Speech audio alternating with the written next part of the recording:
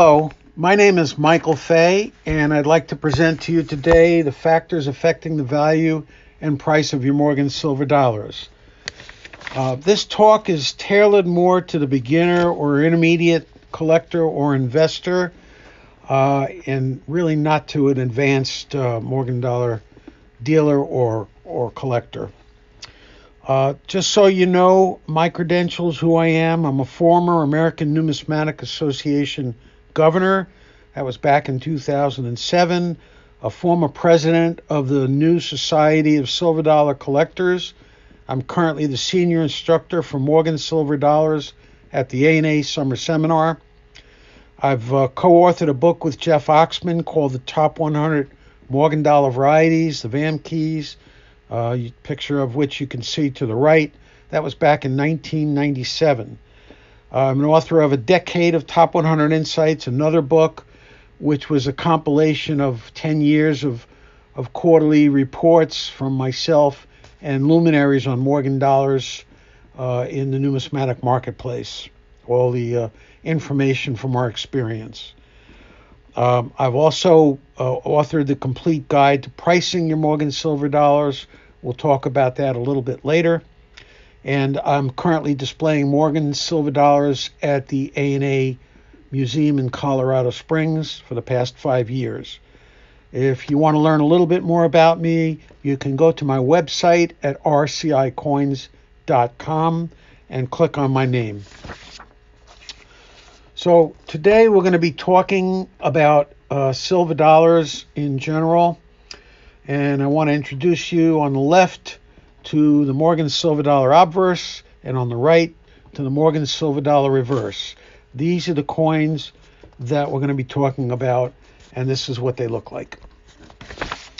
So the value and price of Morgan silver dollars are affected by simple supply and demand. As investors and collectors increase the purchases of the static supply of Morgan silver dollars, they don't make them anymore, which is an increasing demand, prices should rise. However, as investors and collectors decrease the purchase of the supply of Morgan silver dollars or decreasing demand, prices should fall. It sounds simple, and it is pretty simple, except when the value of silver, which is in these silver dollars, is going up, that can affect supply and demand as well, can affect demand. Okay? So let's talk about the spot price of silver dollars. You can find the spot price at any given moment of silver, an ounce of silver, on Kitco, KITCO.com. You can Google it, and it changes continually, daily. A silver dollar, a brand new one, which has not been in circulation, contains 0.77344 ounces of silver. So this provides a base value for your silver dollar. So if you take the current spot price, multiply it by 0.77344, if you have a fairly new silver dollar, then you come out with what the value is, the base value in silver.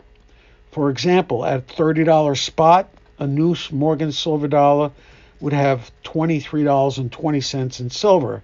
So just multiply 30 by 0.77344, and that would give you the price.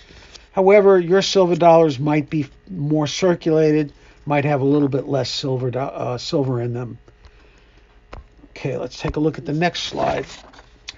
So the first and most important factor beyond the spot price of silver is the date and mint mark. So the date of a Morgan silver dollar can be seen on the obverse below Miss Liberty, where the arrow is pointing. These were made from 1878 to 1921. And the mint mark can be seen just above the DO of dollar and below the wreath. If there's no mint mark there, the coin was minted in Philadelphia by definition. If there's an S, minted in San Francisco. O, New Orleans. CC, highly desirable, Carson Cities.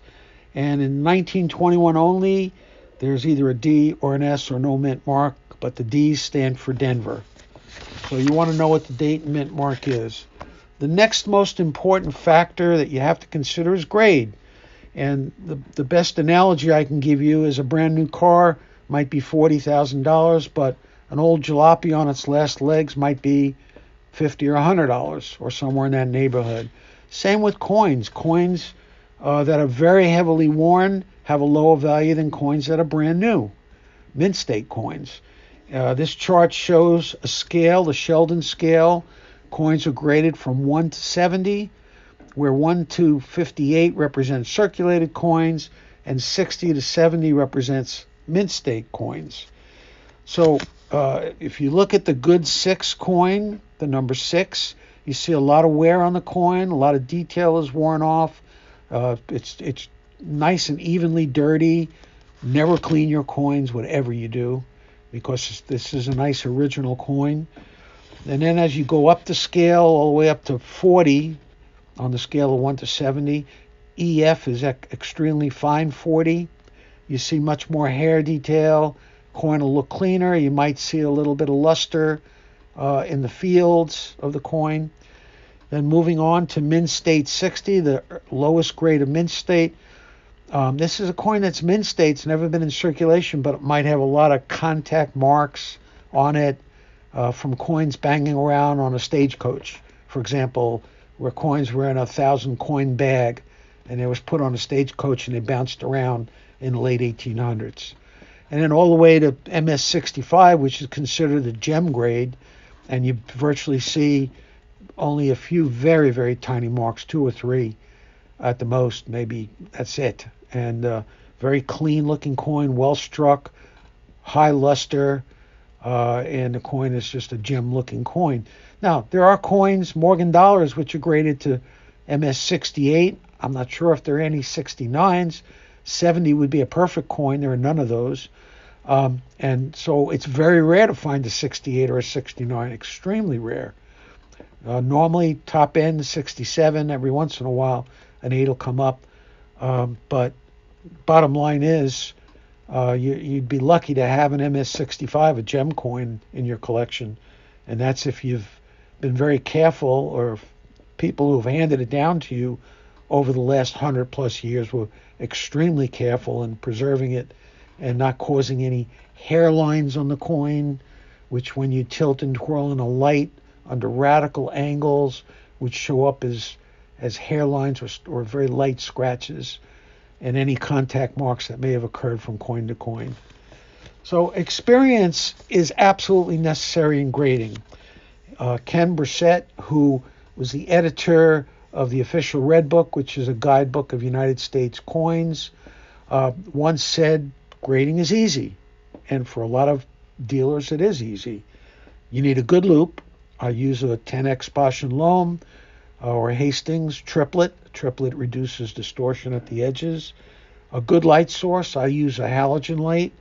And you need about 100,000 coins experience under your belt.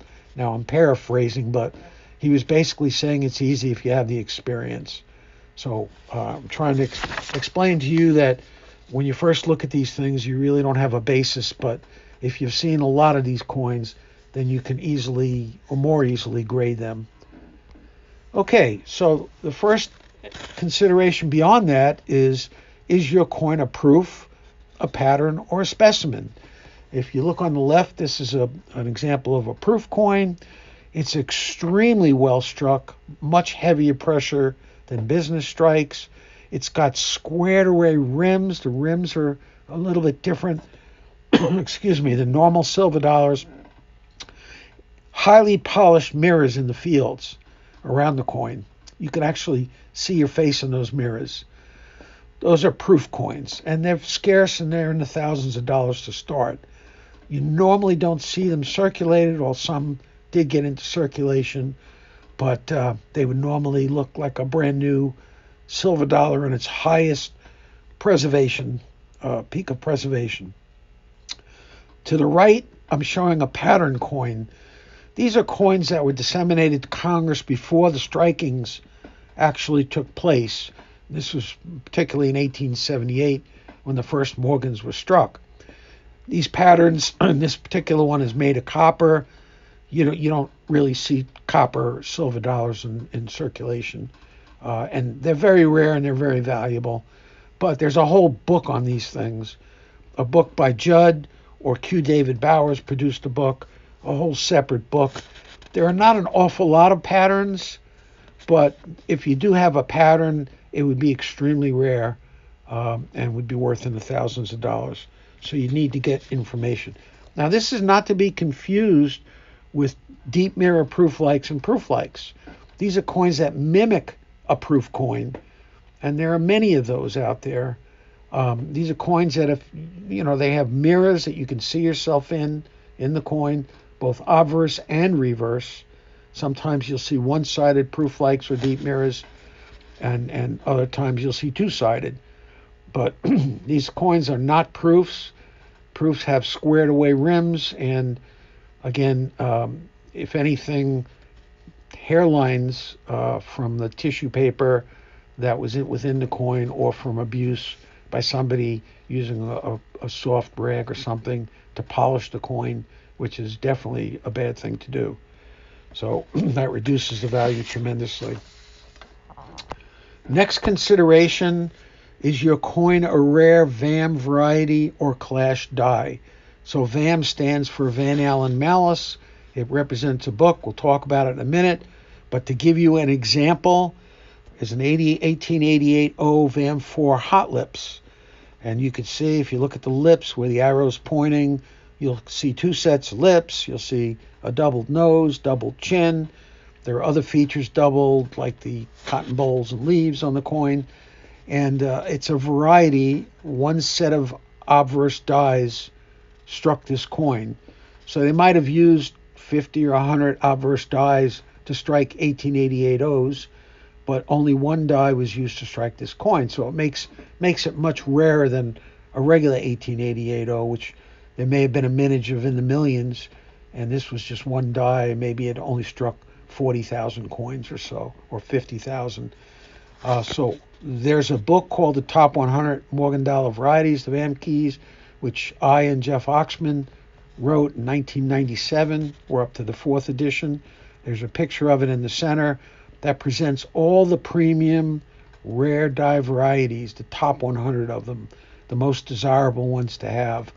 So your coins may be a rare die variety. You would need to get this book to figure out whether your coins was a rare die variety or not, and it's well worth it. Also, the elite clash Morgan dollars.